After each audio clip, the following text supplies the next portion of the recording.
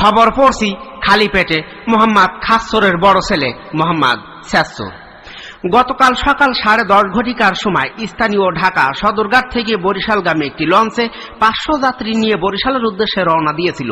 অর্ধেক পথে গেলে চিংড়ি মাছের চাটি খেয়ে লঞ্চটা ডুবে গেলে 500 যাত্রী ভিতরে 450 জন আহত আর 50 জন নিহত হয়।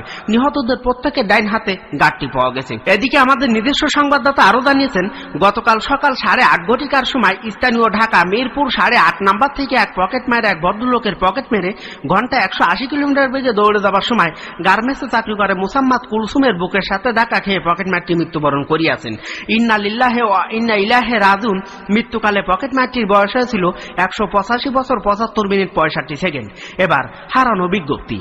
গতকাল রাত্র 3:30 ঘটিকার সময় স্থানীয় জাহান্নামের চৌরাস্তার মোড়ে মোহাম্মদ বেকার আলীর মুদি দোকানের চাউলের বস্তার ভিতর থেকে একটি সুন্দর চেহারাধারী তেলাপোকা হারাইয়া গিয়াছে।